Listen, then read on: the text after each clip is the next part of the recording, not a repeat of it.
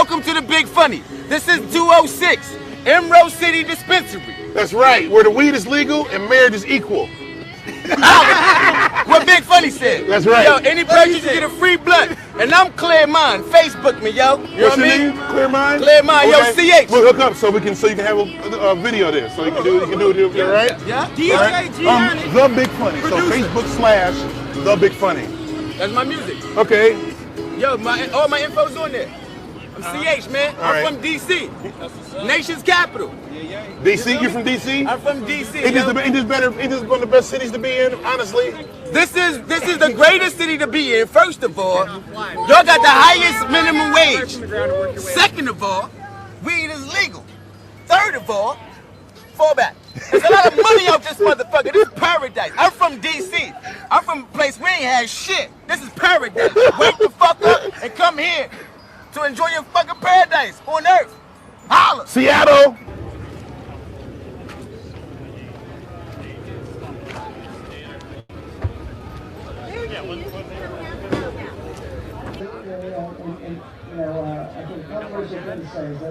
So how do you live here now? Yeah. Where the weed is legal? Yeah. And marriage is equal? What's better than that? Nothing.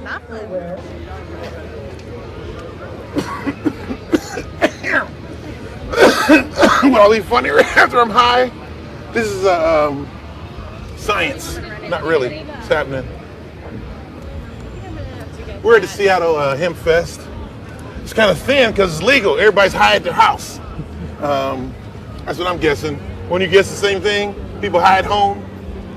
See, since weed's been legal, I smoke less because no longer do I have to get high before I go somewhere. I can get high when I get there.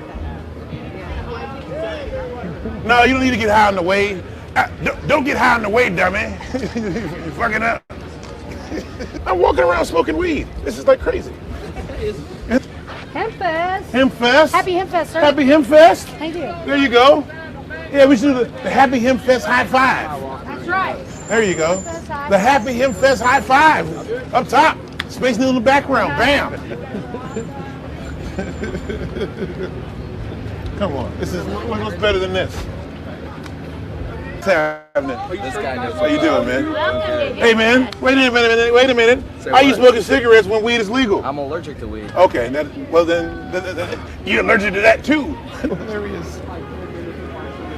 That's what we all know. Hey, gentlemen, if mango lemonade don't sound good to you, you ain't high. Oh, thank you. Thank you. Mango lemonade. I'm high. I'm the Hope for Dope Bear. Visit the Hope Clinic and get your medical marijuana card. It's in South Lake Union on Westlake. With Dope Magazine, keeping you rocking. Roar! Are you high? I could be high.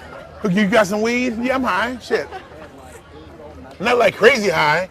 Because you know, like if something fucked up happened right now, I wouldn't be high anymore. Oh, yeah. But if I was drunk right now, something fucked up would happen, I would still be drunk. Are you trying to insinuate that cannabis is actually safer than alcohol? Yes, I am. Well, I've heard that rumor. Look at that shirt. I have heard that rumor. Perfect timing. I didn't even see you. That's amazing. That's right here, me and you. The Big Funny. But I got a problem with you right now. What's your problem? You got a cigarette in your hand. Yeah. How you smoking cigarettes when weed is legal? Legal. Did you see that? Legal. Because I'm an addict, honey. What do You're you right. think? You're hooked on it. You're right. But Because I'll tell you what I've done. These are organic. It's not the tobacco that's the problem. It's the thousands of crap chemicals they put in it that's the problem. That's true. It's right. So I smoke about 5 you're a right. day whether I need to or not.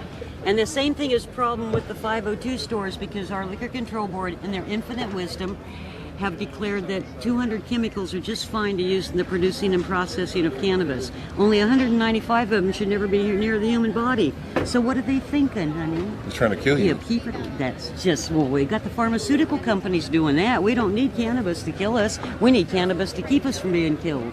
Okay, so can I ask you a couple questions? I just know this is true. Like, you can't die from weed. You can die from withdrawals alone from alcohol. Like, I know that alone is. Gotta move, honey. Clear cut. Okay, yeah. They're trying to get the open here. Okay, so yeah, we're gonna get. Go ahead, keep telling us because. So this is one of the things I was thinking about. I was trying to explain it. I was trying to figure out how can I explain marijuana as safer than alcohol. So let's say that the four of us are at my house, and you two are smoking a brand new strain of weed that does get you high, right? And you never had it before, so it really affects you, right? The two of us, we're drinking, Ruben and I, let's say we split 4 or 5 bottles of wine. All of a sudden, boom, boom, boom, boom, boom, open the door up, I'm gonna kill y'all. The two of y'all are not high anymore, right? It's worn off. We two, we're so drunk, I might go over and I don't believe you and answer the door. Yeah. Okay. That's right. Right? Do you agree? Yeah. How's that for a good analogy? I Yeah. think that's a perfect analogy. Oh, yeah. The other thing is, of course, well, I always talk a lot about pharmaceuticals, because every time you take a pharmaceutical, with most of the pharmaceuticals out there, you are killing your organs. Yeah, you your are doing liver and very severe kidney and all damage that. It's to not your good. organs. Yeah, I was talking to Cannabis cures problems with your organs. Yeah. so I was talking to a woman who had fibromyalgia, and she was talking about take it easy. I was talking to a woman who had fibromyalgia, and she was saying that she hadn't tried medical marijuana, and I said, well, have you even looked up to see if somebody who has what your disease is already tried it? And she did. And a woman was on there talking about how she was able to get rid of like 6, 7 medicines. That's right. And so I started thinking, 6 or 7 medicines times the side effects. Oh, but it gets worse than that, honey, because the 6 or 7 actually mushroom into 13, 17, 23. This is why they end up with all these, because you've got to have this drug to counteract the unwanted effects of this drug. And then you've got to have another drug to counteract the unwanted effects of this drug. In point of fact, there are no such things as side effects. Drugs do what drugs do. It's just that we call them side effects when we don't like them. One of the side effects of most strains of cannabis is intoxication to a degree, but not all strains. But that's just part of what it does. If Well, it for has me, the right, you I know- I would rather smoke and have a head high that's making me want to ask questions, rather than be laid into the couch. Now, but I understand that if somebody has back pain or any kind of other pain, you might want to go to have this stuff that helps you go to sleep. We need the science so we can fine tune this stuff. Here's the one you take to go to sleep. I want to have a little cannabis capsule or a strain that you better get to bed in 10 minutes because you're going to be asleep. So you want to get in a comfortable place. That's what we need for people with insomnia and those sort of things. Something for pain. We're beginning to develop that more, but God, we need the science, honey. There's just a limit to how far the stoners can go. You're right. We need scientists. We need the scientists. So I think this is great because we're Washington, right, where the weed is legal and marriage is equal. It's not legal, but it's less penalized. It's the road to decriminalization. Less penalized. I like It's that. less penalized. What's with the slow roll? What's with the tippy toe? Why But it's not are they legal. tippy toeing it out? Honey, then? if it was legal, I could just pull out a joint right now and hand it to you, and a cop could come by and have a and Oh, you share can't it do with that? us. Hell no.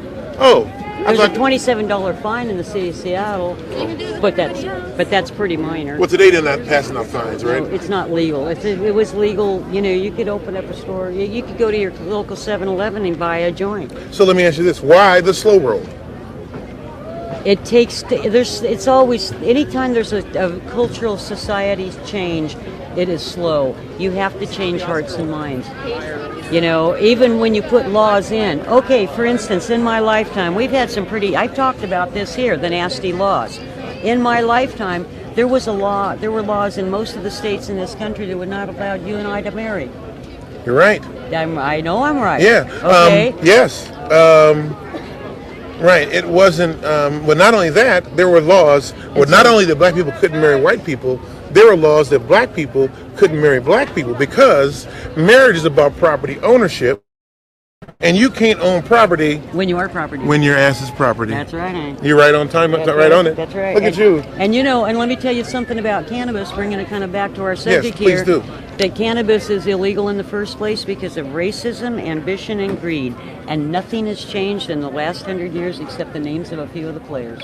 It's still racism, ambition, and greed. I love that. Thank you. I'm right. Thank you very much. You are very welcome, honey. Dawn? Dawn. Free donuts? Hey, if a free donut don't sound good to you, you ain't high either. Did you check to see if they were? Yeah, I want a free donut. Ooh. Everyone's That's a like, good idea. There you go. He said it. Yeah, look at that. Hey, if a free donut don't sound good to you, you ain't high. That's right.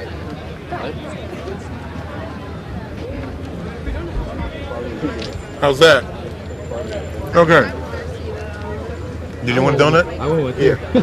Does that say motherfucker weeds working within you? Yes, look at that. Is that what that means? He said, motherfucker, weeds working within you. No, really, it's motherfucker, what's wrong with you? That's But for right. today, it's motherfucker, weed working within you. Is it working? And I got a third definition for the thing right here live. Tell them your name. My name's Ian O'Mara. I'm also a local Seattle comic, and I work for Mighty O Donuts here with Julie, our store manager.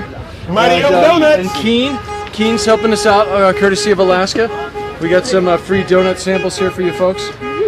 Can I have one too? Of course you Yes, can. you may. Thank you. Especially for the cameraman. Nice. If mango lemonade don't sound good to you, you ain't high. If a free donut don't sound good to you, you ain't high. If it don't sound good, I am high. See how easy that is? It's so much fun. How y'all doing? Doing good. How about you? Can we ask you some questions? Or do you care?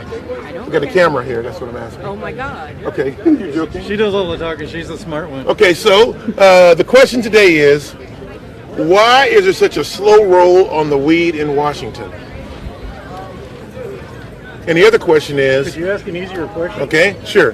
Is marijuana safer than alcohol? Yes.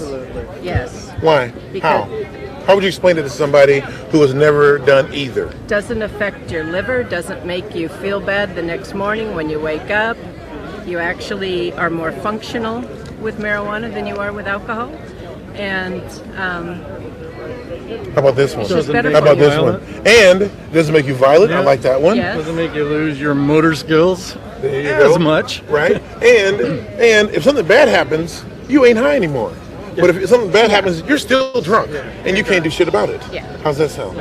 I gave up alcohol when I started smoking weed. You gave up alcohol, and that's why they don't want you to give up alcohol. But wouldn't the weed commercials be better? Are you upset at anything right now? You needn't be. Only that I wish it was more widespread across the United States. Me too. It is. But why do you? Okay. So the other question is, why did they do it first in Colorado and Washington? Do you think? I don't know, because we're democratic states and it's kind of weird. You would. Keep going. I guess it's democratic. How about this states. logic? Tell Because me. we're really white states. White Okay, states. and meaning when they're still putting mostly black people in jail for possession, then you can still fill up the prisons in at least other mostly black areas. That's interesting. How about that? That's got to stop. though. Right, I agree with that. Hey, my HempFest high five! We're gonna do a second HempFest high five over the fence. Oh, give it to me high. Thanks, Bam! sir. All right. So can I ask you a question? Ask me a question. Question of the night. Hi. Question of the day is: Happy is HempFest. marijuana safer than alcohol? Absolutely, How do you know? because How do you I've had know? experiences with both. Aha! There are 0 deaths involving marijuana, and I don't know what the statistic is on alcohol. It's a whole lot, though. It's a lot more than 0. Bam! Somebody just stabbed me right there. Just right there. Why is marijuana safer than alcohol? How many people have died from marijuana use? 0. How many people per year die from drunk driving? Or Bam! Somebody just right now. every 5 seconds or something. Yeah, exactly. Like that. I don't know the statistics. Bam! It's a Another lot. one right there. That's a lot. Sorry, is that too loud for you? Okay, great. Oh, sure, yeah. That's awesome. Yes, Okay, it is. here's the next question. Ready? Sure. Why the slow roll on the legalization in Washington, do you think? The what? The slow roll on the full legalization of marijuana in Washington. What's the reason? I have no idea. That's a good answer. Yeah. But would you agree there's a slow roll? It's getting there. But wait a minute. It's getting here. How long has it been legal? A year and a half? Something like that. Last year. When We it's all, celebrated our 1-year anniversary of last November. yeah, Yeah, I and guess is, I got and is the it still facts. how many places are open Because right weed now? was made Like legal the 5? day before my That's birthday. slow. What's the slow roll about? Right? You know what though? It's going slow, but you know what? At least it's finally legalized. I agree with that. No, I'm talking about the slow roll. Oh yeah. The other hand. It's ink. Okay. Blew up a pen in No, my no, hand. yeah. So, but I asked my mom back when I was 16 years old of, what's the possibility of marijuana becoming legal in my lifetime? She's like, very, very doubtful. I'm 24 years old, just turned 24 August 5th this year, and it's been legal over a year, and I'm happy. Okay, let me answer this question. Why do you think marijuana is safer than alcohol? Why is marijuana safer than alcohol? Actually, you know, I can perfectly answer that question for you, actually, because the simple fact is alcohol raises my anger. It makes me more pissed off. I have PTSD, bipolar, and manic depression. So all of those hit at once when I drink alcohol, especially vodka. This right here, I can walk around all day smoking weed, and I can be calm, mellow. And you know, people can be, I mean, I was Spain right outside of the Mariners game. People will be yelling at me like, get a freaking job. I'm like, dude, you know what? Why would I have to get a job if I have to work with an asshole like you? Why would I get a job, you know, if they won't let us smoke weed in our off time? That's good, man. I'll be honest, I'm homeless, 24 years old, me and my fiance both, but you know, me and her live in a tent, and the simple fact is, cops cannot mess with you when you are smoking weed in your tent because you have 4 walls, you have a roof over your head, you have a floor where you sleep on. Guess what? It's your residence. It's America. There you go. Thank you. Thank you. You're helping. Oh yeah, definitely. All right. You guys stay safe. Was that good? We were watching TV right there. Question of the day is, why is marijuana better than alcohol? How is it? And Say it again. because you can save lives and have a good time with the exact same plant. There you go. Save lives and boom. And it's the Hemp Fest, high cousin five. to hemp, which is, I mean, get me wrong, I love cannabis, but hemp is so much cooler than cannabis. It can change the world. Tell the Hemp can people. change everything from our economic problems to our fuel problems, stop clear cutting our forests. Why do you think there's a slow roll on the full legalization in Washington State? Why there's a what? Slow roll. Why Slow it's so roll, like slow? why it's coming out slowly? Yeah. Because they're figuring out a whole new system. You know, they're starting from scratch. They don't understand what's happening. They don't understand what they're trying to regulate. And until now, it's been really politically inconvenient for them to know anything about cannabis. And so I think it's a lot for them to uptake. You know, they made some pretty classic movie mistakes early on, and now they're trying to figure out how to work within that to make the best law possible. And it's going to take some work, but I think there's definitely a lot of dedicated people out there that are trying to do that. You know, and it's all about cooperation and teaching each other and understanding that, you know, there's a lot going on, and they're trying, but we have to tell them how to try. Like, Thank you very much. you are so welcome. If I have mango to run. lemonade don't sound good to you, you ain't high. Isn't that true? Can I ask you a question? Sure. Question of the day is, why is marijuana safer than alcohol? Why is marijuana safer than? Because it doesn't have all the nasty side effects, and you don't get hangovers, and you feel good, and you don't feel bad. See? Thank you. That's right. all I needed. That's Thank all you need to know. Thank Feel you. good. Smoke pot. See how much fun this is? We ain't going nowhere yet. You should, You know, I'm saying there's like 10, 20 times further to go. all right, what do we want, man? What do you want to say? Should what? Oh, you should also ask, like, Yeah. how does it feel to be the first hemp fest legal? Okay, is this the first hemp fest legal? I think it is, or second, or what is it? Like the first. So let me ask this. Let me ask her. Is this correct? Hey, is this so? Is this the first or second hemp fest that's legal? This Oh, is it's legal. Yeah. Second. Okay, second hemp okay. fest of So, legal, okay. but wait, that was medical marijuana. No, The it was recreational. legal. It was recreational. Oh, you're right, legal you're last right, it year, was. just wasn't. So wait a minute. So, for sale. so we've had a hemp fest of a recreational already Yes. when it was already legal here, and we Yes. still only got a couple shops open. That's What's right. with the slow roll? The slow You'll roll is have to the talk to the process. people in charge. Yeah. We don't speak for Hempfest, we just speak for No. ourselves. The hemp fest is not controlling the Yeah, state right, slow roll. right. The slow roll of the state. We I don't know have why the no state's idea. slow. It seems like Colorado's done just a heck of a good Yeah, job. yeah. I think Washington's trying to be very careful and do it right. And it's not an easy process. It's been assigned over to the Liquor Control Board. And you know, they just picked up all of liquor because it got pulled out of the state stores. So now Yeah, it's that's in all true. the grocery stores, and then Yeah, how's 10 that? minutes on top of it, they hit pot. So then, yeah, so they're they- doing their best. Yeah, that's a rough one. It is. It's You a got- you- big job. You got vodka on the shelf. I mean, but lead is you know. All right. Go ahead. It's a lovely day. Can I ask you a question? What? Why is marijuana safer than alcohol? Because I don't drink, that's why. I can honestly say that I've only ever been drunk in a bar one time 40 years ago this week when Richard goddamn lowlife Nixon resigned the office of the presidency. Anything could be bad if you overdo it. You got to have a balance. I don't care what it is. Anything can be bad if you Water don't have can be that too balance. much, right? Anything. Mango lemonade, water. Too much mango anything lemonade. is bad. That's why it's too goddamn much, and you can quote me on that. Huh? What is this? Winter Life. We actually have a smoking lounge right up here next to the main stage. You can come in, sit down, enjoy smoke. Question of the day is, tell us why marijuana is so much safer than alcohol. Many different reasons. Personally, I use it for back pains and everything like that. I don't get the nasty side effects. Well, it's not just alcohol. It's it's also everything. pain. So why is marijuana? Here we go. Why is marijuana better than OxyContin? One, it's not nearly, if anything, addictive at all. I personally only smoke when I want to relax. If I don't want to, if I need to be sober, I don't have to worry about taking it. I don't have that addiction to do so. And it's safer for my kidneys, safer for everything I usually ingest using edibles rather than smoking just from a pipe. So it also helps cut back on anything coming into the lungs. So it's a lot better for your body all around. I mean, even with alcohol, I mean, you get that hangover. You don't really get one with weed whatsoever. On top of that, you aren't killing your liver. And you aren't killing your brain cells. Well, how about this one? What about the one that marijuana, you might be getting high, but marijuana is also helping you in ways you don't know. So I always explain it as marijuana, disease is really your body at dis-ease. Marijuana gets rid of the dis and puts you at ease. It does. I like that. That's really good. Run with that. Man, you guys are awesome. I was gonna say too, you should ask people like why are they here. Okay, good. That's a good question.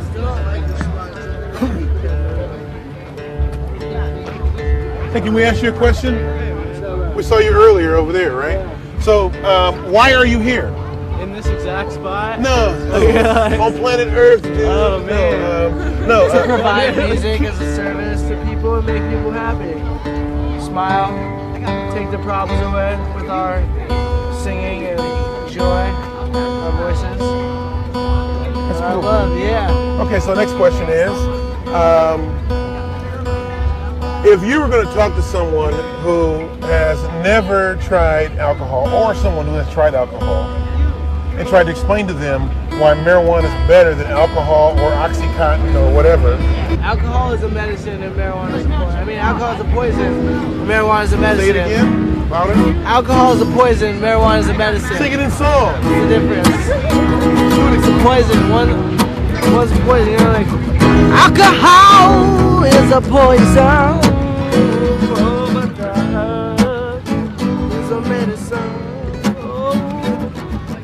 Alcohol is a poison, oh, but the herb is a medicine.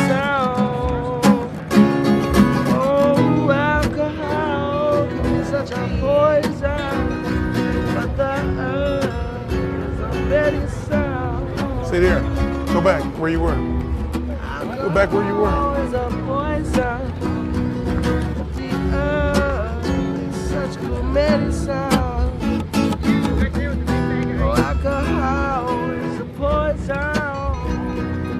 Yeah, such good medicine. Oh, alcohol is a poison. Just got some pictures of you doing that. So you can see how that would be a good one, right? Thank you, man. You're gonna be doing that all day. You're gonna be doing that.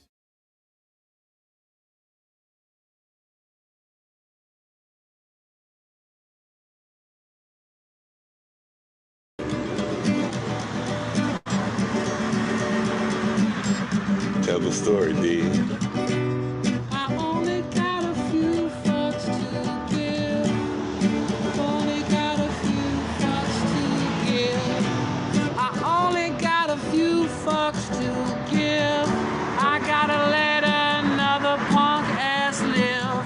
I only got a few more fucks to give. But I gotta let this fucking Jedi live. Oh Lord, Lord, Lord, I only got a few more fucks to give. But I gotta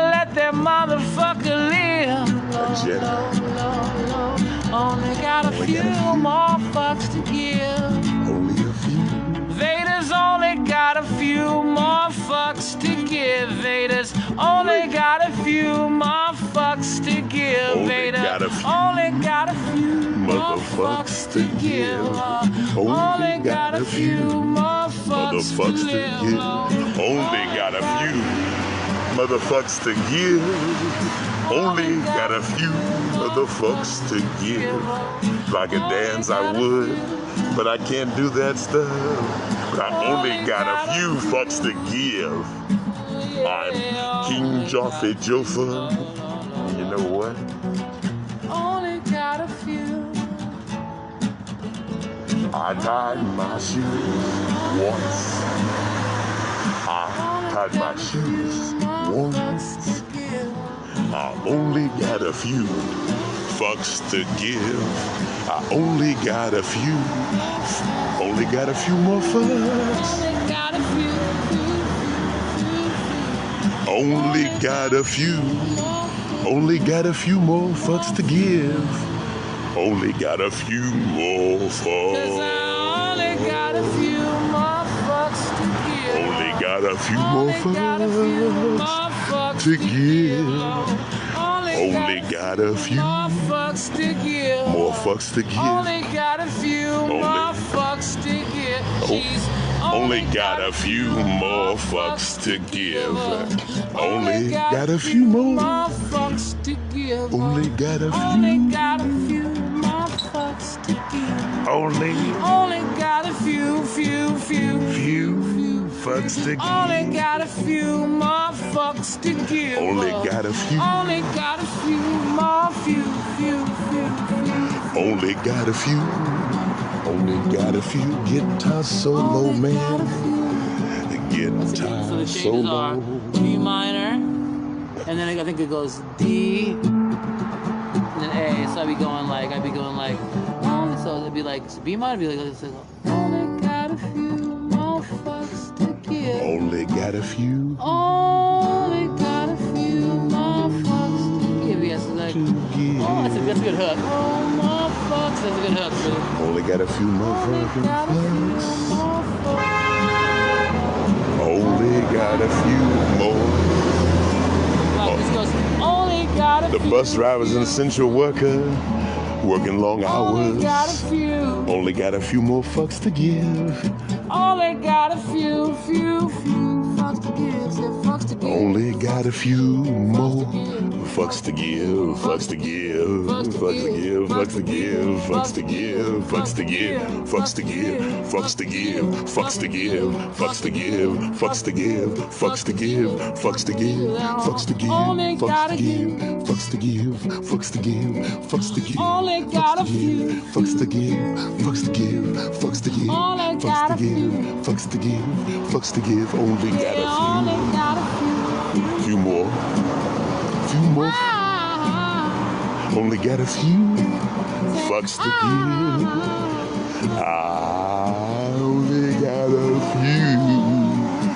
few more fucks to give. more. Got none for you. Oh no. No fucks for Only thee. got a few more fucks to give. Fail me again, not. Only got a few more fucks, but not for you. No. Now I'm talking like Yoda, all backwards and stuff. Only got a few, but none for you, none for you. Obi-Wan told you about your father, not. None for you, none for you, none for you. Ain't true, ain't true. No, none for you, none for you, none for you, none for you. D2R2. None for you, none for you. Only got a few more fucks to give. Only got a few more fucks to give. That's a great hook. Only got a few more fucks to I'm gonna send that to you. That's a killer hook. That is a killer hook right there. That's right here too. Yeah, a few more fucks. Only got a few. Only got a few. Vader.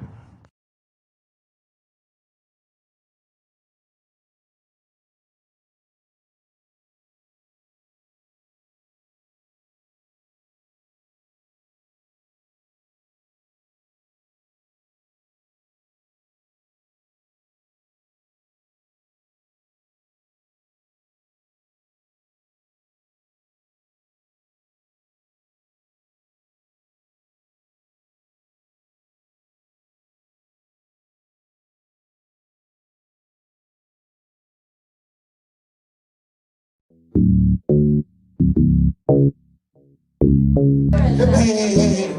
girls in the middle. If you two talk, what happens is this: she can't hear me, she can't hear me. They're distracted because you turn around and looking at your face. And even this guy, he got good hearing. Here's where he clapped because he's like, you're fucking him up too.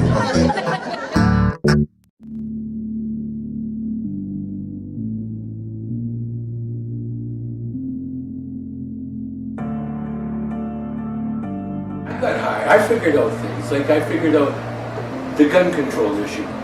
I got high and I figured out, perfect, I got a solution. What is the solution?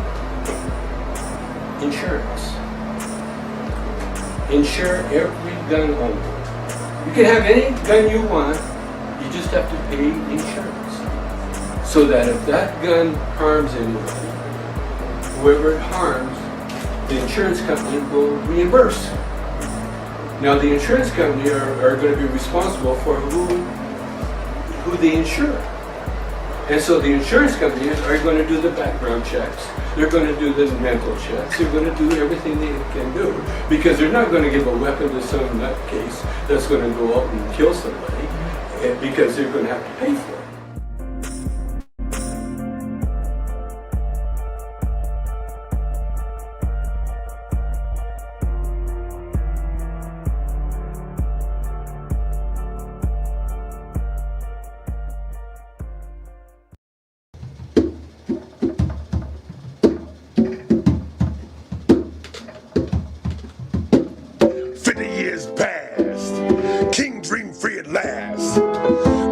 A chump, a card, the trump.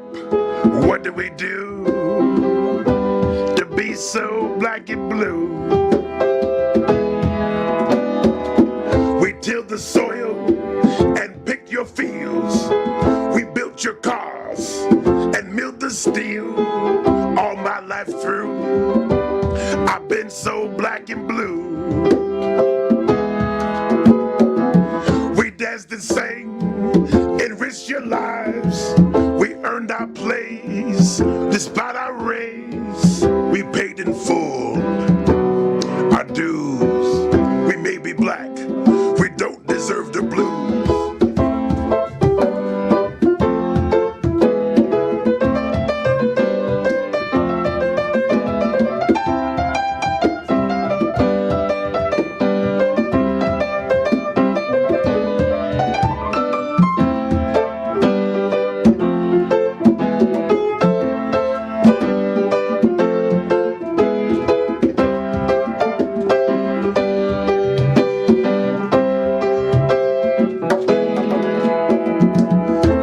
Inside we are, but all you see is race. Will we be friends if I had another face? We fought in wars, defended rights. We were never given.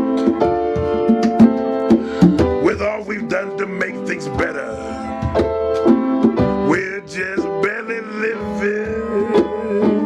Our voices must be heard and at the least respected. This is our land too. Black lives must be protected.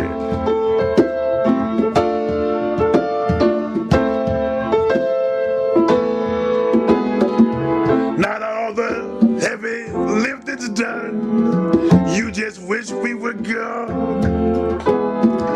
We must stay strong and get along to build a better land and never give the power to one solitary man.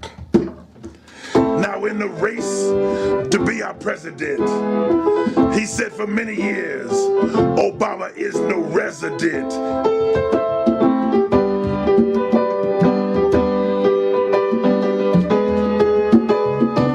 Cast your vote or fill the boat. It won't be a luxury cruise that worked before but never more. It's not what we choose. How will it end? He's not our friend. Our only sin is in our skin. It's all up to you.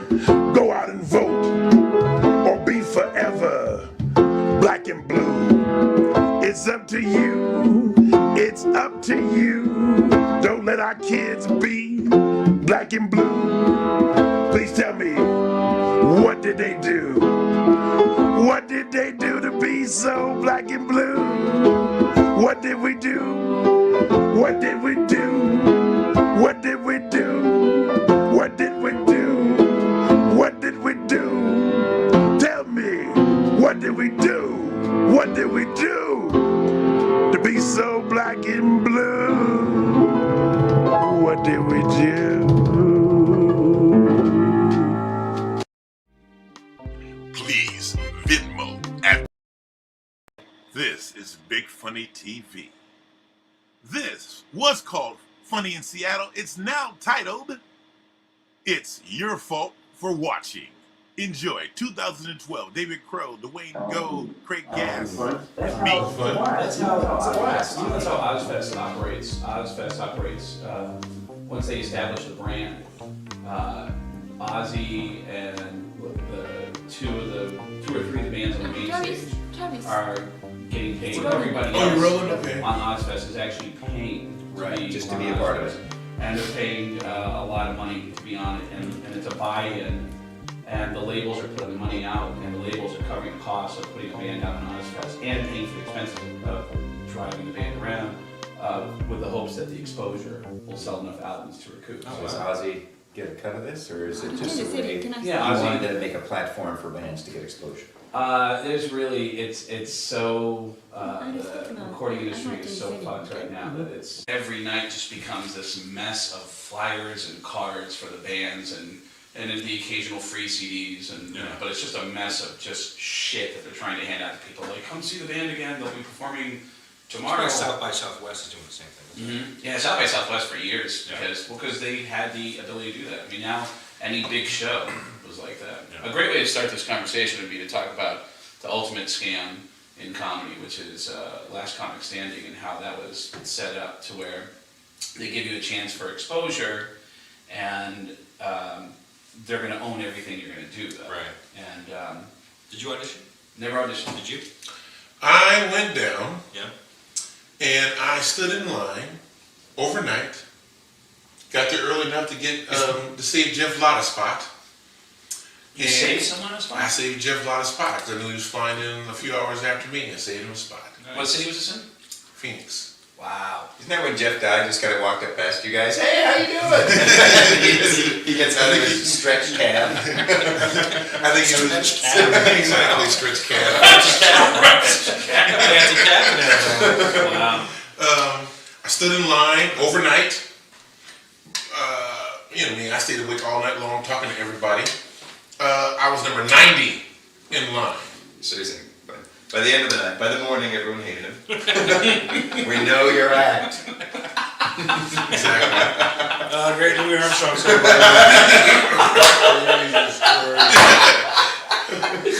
Hey, Louis Armstrong.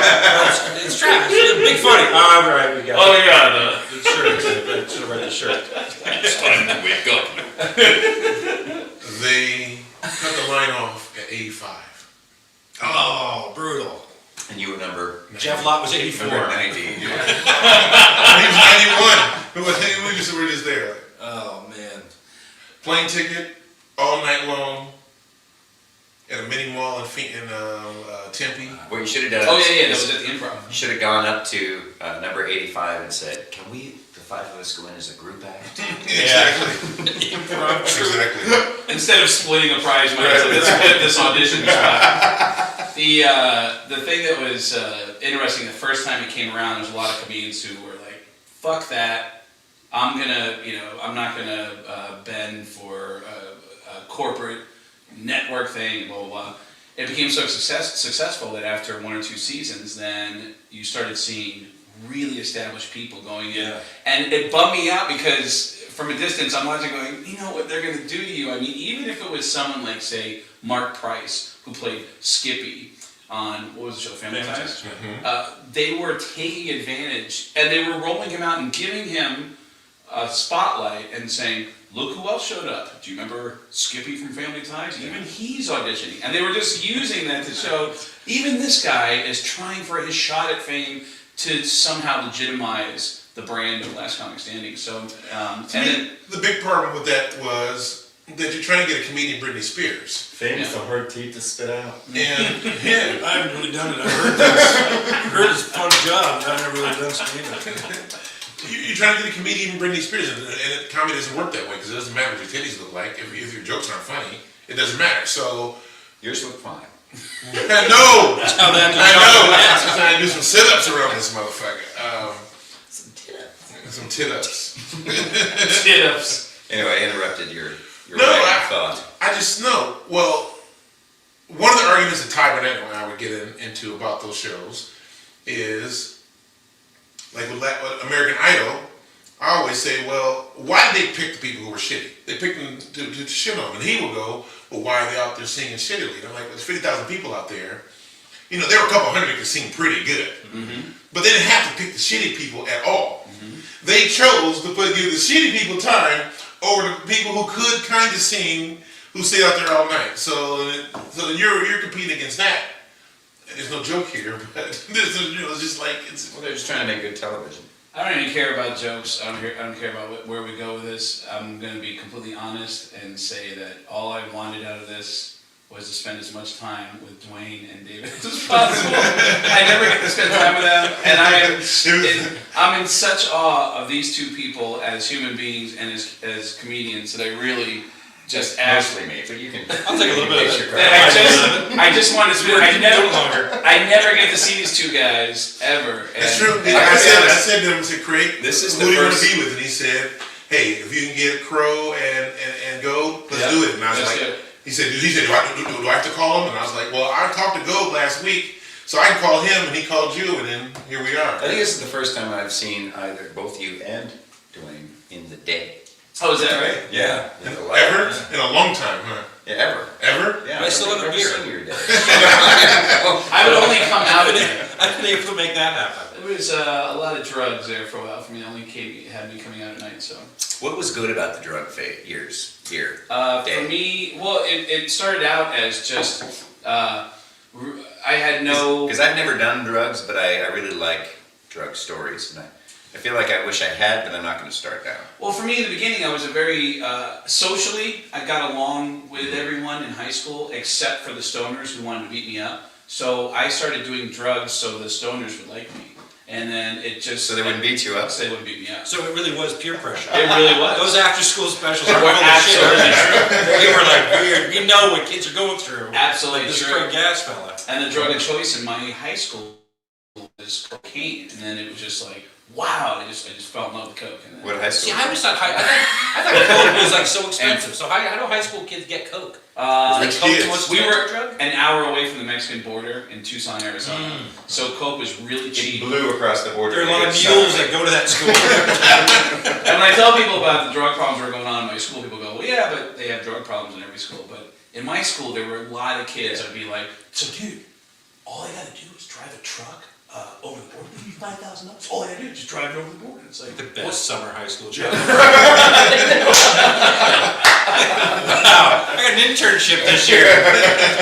That's weird. I would enjoy getting fucked up and just having fun. And then when I started getting into comedy, I started noticing people were getting fucked up and getting miserable. And I'd be like, oh, this is weird. Like I really thought that I was gonna be surrounded by happy people. Yeah. You know, that was the thing that really killed me about stand-up comedy is that there are so many unhappy people. And it bums me out personally when I would meet someone who I really admired and they would be really dark and I'd go, oh man, because I could feel them turning the light off on the rest of their life because they have something in them that's so attractive that if they kept it on, they could just continue to propel. And they can't see how like to musical. Keep it on, keep the light on. This week keep on it the on, lead. Greg, yes, keep it on, keep it on, keep it on. Am I the gay Kid Glee? Of course you are. Why wouldn't I be?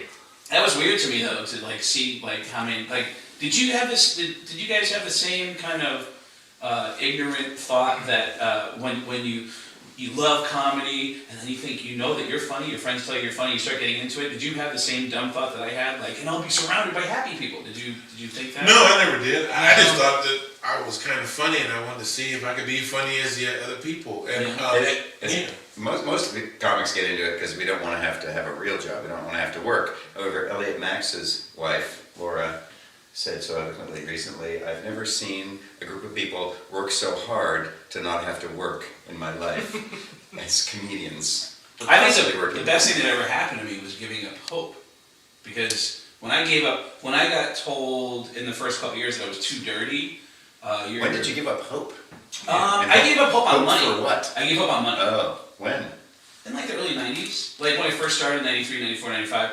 And it became obvious to me that I couldn't get booked. And I thought, all right, well, I guess I'll be one of those comedians who doesn't make any money. I'll just, But I love being in that comedy club 5 nights a week. 6 nights a week and just drinking beer and watching comedians and then waiting for comedians to get off stage so I could talk about comedy and go upstairs and talk about comedy and get some Coke and talk about more comedy and I but faster. Yeah. and then hurry this shit up. But another thing about the show is it's gonna work. And then I just wanted to be around comedy, and I got better at it because I was around it so much. I mean, I always tell people who say, I want to be a comedian, well, just marinate yourself in comedy. Just, if you love it, just... Here's your comedy biography, though. Say, I'm Craig Gass. I went to a few open mics, and then George Carlin invited me to George Carlin invited you where? Invited me to his trailer. And then I met Howard Stern, and then I just toured, with a bunch of people. Do you know and then I came back to Seattle and met, would talk to people now and then, and take them in my limo to a Mariners game. That's how it works, right? That's how it works. That's how everybody's doing. Because of Craig Gass, we went Me to too. and it was one of the best moments of my life, I think, just because I was such a fan of Carlin. Yeah. But to meet him, and he was so nice, because I didn't expect that. I mean, a lot of these guys are really tiny, I've met a bunch of guys that I was like, oh, I'm a big fan. This guy was such a prick. There's a lot of guys that met that are just assholes, But he was so nice. I remember he actually, what do you do? And he was asking like, what kind of comedy do you do? There was a comic that thought he tried to be funny with Carlin. It was like the best. He says, you remember this? He goes, the guy goes, the comic. Was this in Tacoma? Yeah. In the tent? Yeah, the Emerald Queen. Holy shit, I was just talking about this the other day. Yeah, and so we're leaving, and he goes, well, I gotta get ready for the show, guys. It's good meeting you. He shakes everybody's hand, gives us a hug. I think he's a really cool guy. And then the one comic goes, hey, George, I think if you keep working at it, things will work out for you.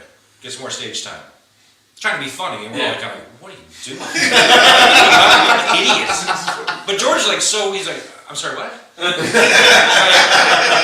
I was saying that if you get more stage time, things will work out for you.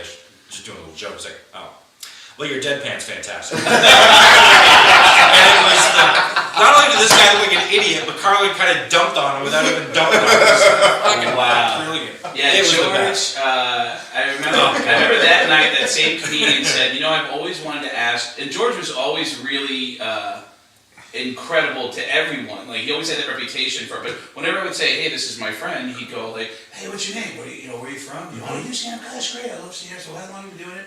And he would love to engage people. And the same comedian told me, I want to ask him about Saturday Night Live. It looked like he was high. I want to ask him. I go, I'm sure he'll be cool about it. I'm sure he'll be cool about it. And sure enough, he goes, but he asked it so bluntly. Oh. He said, I go, hey, this is Dwayne, this is so-and-so. And he goes, hey, nice to meet you.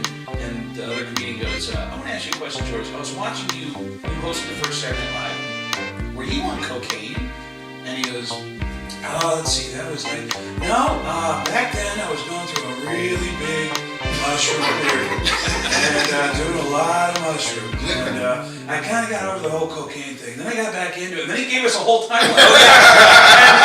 But there was no shame in it. It was like, wow. And, for the record... But then at the end of that, after this great kind of opening himself up and letting us know exactly what he was on, the guy goes, yeah, but how high were you? Yeah. And the way it was like an inquisitive, it was like such a dick. Come on. You were drooling. No, it was like 7.2. I mean, what do you even have to answer that? Yeah, so, did you learn to talk about drugs now like Carlin did? Like you're more of a, not a... No, and here's the funny thing is I just heard for the first time, like literally in the last few days, that there was this weird thing that I met George Carlin, and because of that, I got a career. But when I met George, I was doing comedy for 6 months. That was a few minutes ago. And, girls are staring at it. I'm going to insert a clip of it right now. We're not saying things they sound like they were said long ago.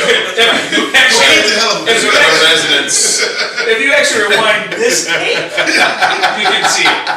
But I didn't know there was anybody. Like I thought it was just a cool thing. Like every time George would come into town, I would get a different collection of comedians. I go, hey, you want to meet George? And they go meet him. But I could. Who said no? Anybody?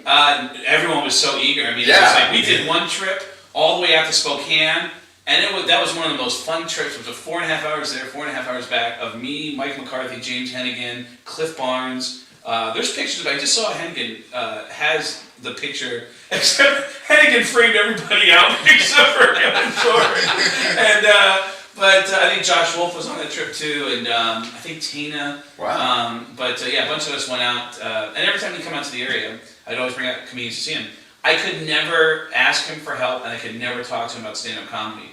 But I was looking for a father figure, and I would call him up and ask him questions about life and about God. Sweet. I would ask him to expand more on what I heard him talk about on his HBO specials. And then I would just ask him sometimes really... But he loved you. He would call and leave you messages. I saved the messages. In fact, he left me a message before he died, and he said, it's my birthday, and I want you to record a tape for me, and I want you to teach me how to do your impressions. Wow. And I was so nervous about having contact. He liked impressionists because he asked me, my favorite thing was him saying, what do you do? Like your comedy. And he was, I do this kind of observational stuff, I do this, I do improv, and then he said, what do you like to do? And I said, well, I like to do impressions. I don't do them because it's kind of hacky, everything's, but I don't think it's hacky.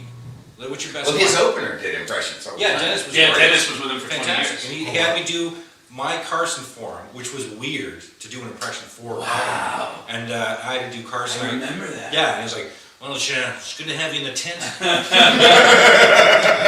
The last person to play here was Custard. I'm it was like to do that, and he laughed, and he hugged me, and that was, like, honestly, that to me was... over the years, I met other moment of my comedy career. Really, but to meet him. I love those moments where you meet somebody who's kind of famous, and you have this question that you want to ask them, and you're not sure, are they going to think I'm a douchebag for asking this? But one of my moments happened on a flight to Indianapolis, and I found myself sitting next to the lead guitarist for John Cougar Mellencamp's band. Wow. Yeah, and I was doing the Bob and Tom show out of there, and he from Indy knew what the Bob and Tom show was, and I had this little thing with some Bob and Tom letterhead on it, and he goes, oh, you like the Bob and Tom show? I go, yeah, I'm actually going to go do that. And that's how we struck up the conversation of... Did you know it was him? No. And he goes, oh, I've been on that show a lot. I go, really? What do you do? Are you a comic? He goes, no, I'm John Mellencamp's guitar player, been with him for 25, 30 years, whatever it was. Wow. And immediately I had this one question I felt, is this going to be okay? And I go, what? Okay, I got to ask you this question. After we had talked for a while, I got to ask you this. I don't mean to. I hope this is okay. But do you guys have a song that went like, "I need a lover that won't drive me crazy"? He goes, "Yeah, that's us." I go, "Okay," because I was just a little kid when I heard this. Did you ever do it on a TV show where you were playing a stand-up bass on a rope, like a normal guitar, but it was a huge stand-up bass? And he just busted out laughing. He goes, yes! Oh, wow. They told us before the show that we should just lip sync because they were going to do a take cue for the whole thing, and it would sound better if we just lip synced, and then they would play the original recording. And we didn't have a choice in the matter, so we all went back there and said, well, if we're going to lip sync, why should we play our normal instruments? So we scrounged around the music area. I got a bass and held it like this. I don't know if you noticed, John was playing like a ukulele type thing, and the drummer had mic stands as his, Wow, that's awesome. I think it's good. I think I've learned by embarrassing myself. I think everything I've done that I've learned has been from fucking it up horrifically and then realizing, ooh, okay, I should never do that again. But one of them was, how do you ask somebody a question? I remember auditioning for something in a room, and I recognized this guy who was in the movie Good Will Hunting. He was one of the guy's brothers. Is it Ben Stiller's brother that's in the movie? Affleck. Ben Affleck's brother. Yeah, Casey Affleck. Yeah. Ben Stiller, Casey Affleck, who he says, don't masturbate in the baseball glove again. Yeah. And so I walk in the room and I sit down and I go, hey. He goes, hey. Who are you talking to at this point? And this is Casey Affleck, and I'm sitting there, and and it's just quiet in the room, and I'm looking at him going, I know this guy. I go, didn't you jerk off in a baseball glove in that movie? And he goes, I just asked the question like that, and based on his reaction, I knew it was a real asshole question. He goes, yeah, I did. Wow, never been asked that before. Yeah. I realized, wow, I should have worded that a little bit differently. If he was a prick, though, he goes, it's called acting. I didn't actually jerk off. I acted like I was. Has there been anyone that the thing that I think is really interesting about comedy is that along the way you get these cool gigs where you interact with people at just random functions. Have you ever met anyone that you really admired who let you down, or have you ever worked with somebody or run into somebody who you had little or no respect for that was so cool that you will defend them to this day because they were so cool to you? I got something. It's in the middle of that kind of. Somebody I saw in the St. Louis airport, J.C. Watts, who was a black Republican, and I could tell from Oklahoma, I think. Right. And I could see that it was him from the shape of his head. I'd seen him on TV, right? And I'm not. I mean, I got jokes about black Republicans. I'm not respecting that. Okay. The joke is, what's worse, a black they're Mormon? Decent people. They just have a different view. The joke was. They're black with money. That's a bunch of white people in a shed that are tying up. The joke I did was, what's worse, a black Mormon or a gay Republican? Black Mormon, because he's probably a Republican too. And so, and so I saw J.C. Watts. I thought because he's fucking more than one white. So I saw J.C. Watts in the airport, and you thought of the joke? Yeah, I thought something to do, right? No. So I walked up behind him, and I said, with like the best voice that sounded, I was really happy to see him, and I went, J.C. Watts. And he turned around with a big smile, and I just went, Black Republican.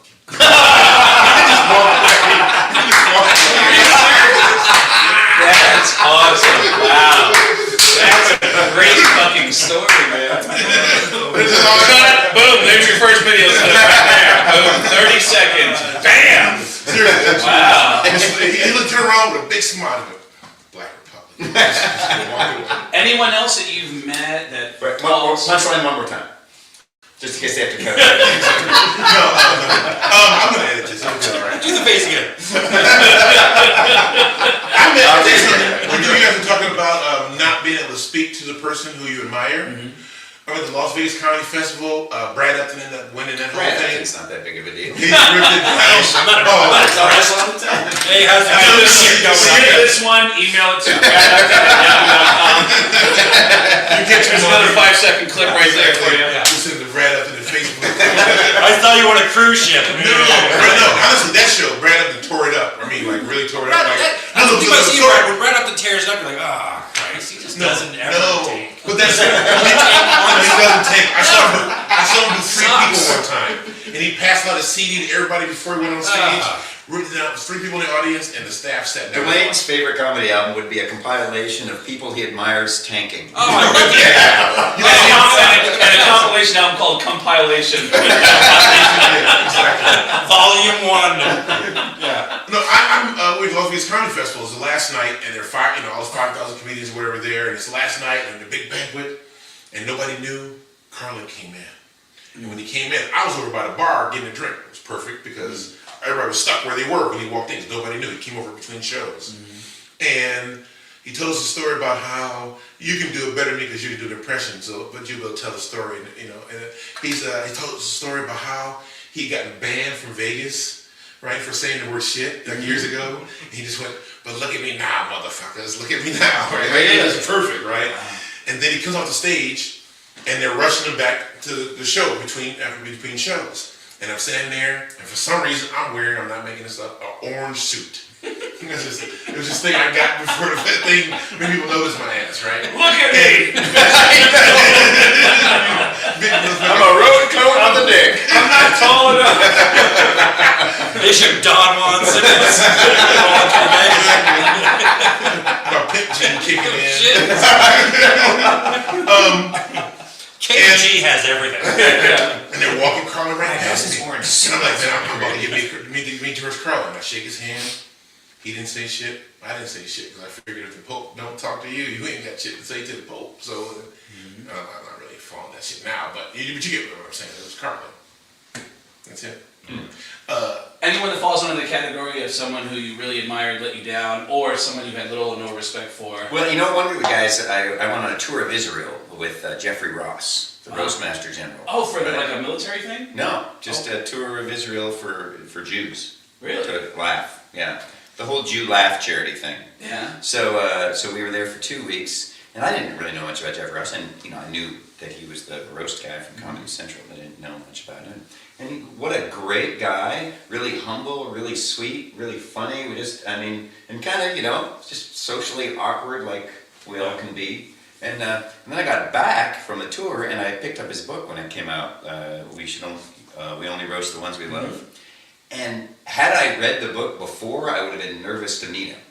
Really? But it was really cool to kind of get to know him without really knowing much about him. Right. And then when you read his book, it's a fantastic book about comedy. And he, surprisingly, is a brilliant storyteller and writer. So highly recommend it. All right. Yeah. You can get Jeff Ross's book on Amazon. Jeff Ross's book, get my copy. I met. for a price. I did a show, and I was at a show. But can I just yeah. It's always bothered me that when you see somebody on TV, you then become nervous to meet them. But like in this case, I wasn't nervous to meet Jeff Ross, and we had a really sort of normal kind of relationship because I hadn't seen him on TV. What is it about seeing someone through the television first that changes my mentality or everybody's Because they're in the box perception and of you can't who touch they them. are? Because I've always felt, Nick Swartzen? Yeah. He, right out of high school essentially, went from Minneapolis to LA and hit it big. And my theory is that he always treated famous people like they were treated before they were famous. And that's what famous people really crave, is that sort of just normal, authentic. But then, I've had that happen where I met, it was Mike Birbiglia. And he's funny. At Giggles. I'd done a show. Mike in October. Birbiglia? Yeah. Okay. And I went over there, and Terry, the owner of the club at the time, goes, "Hey, this is Mike. Dwayne, Mike, this is Dwayne. He's the headliner in town." I went to shake his hand. I don't know much about him. I heard his name. I didn't really know his act. I went to shake his hand, and instead of shaking my hand, he just gave me a CD. I'm like, I went on tour with Mike. He's a germaphobe, right? I went on tour with Mike, and that's how he kind of treats you when you're even in the same car as Yeah. So, but to me, I didn't know much about him. It's not like I was let down by him. I just was like, fuck him. I don't want your fucking CD. I thought you were a germaphobe, though. I am, but I'll still shake someone's hand. I'll just wash it. Good meeting you. Be right back. You mentioned Jeff Ross, and Jeff Ross did an interview once where he talked about how grateful he was, and he's in stand-up comedy, that he's surrounded by so many funny people. And it's the same way I feel. I feel grateful that I know so many funny people who crack me up, and when I see them on TV, I can call them up. I was somewhere, I want to say it was like Tulsa, Oklahoma, and I came across a channel and I saw David doing a stand-up thing, and I fucking lost it.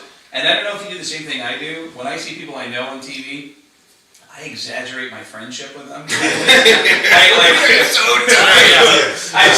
No matter how well I might actually know the person, I'll take it one step further. I'll go, David Crow! You know that guy? No! Hello, the guy taught me how to kiss when I was in junior high. Are you kidding me? It's my buddy. I love it. How to drive. I'd call him right now if I had his number. And I get so excited, but I think there's something though to what you said about treating guys, because I met a bunch of comics that are really big famous comics now, and they were then when I met them.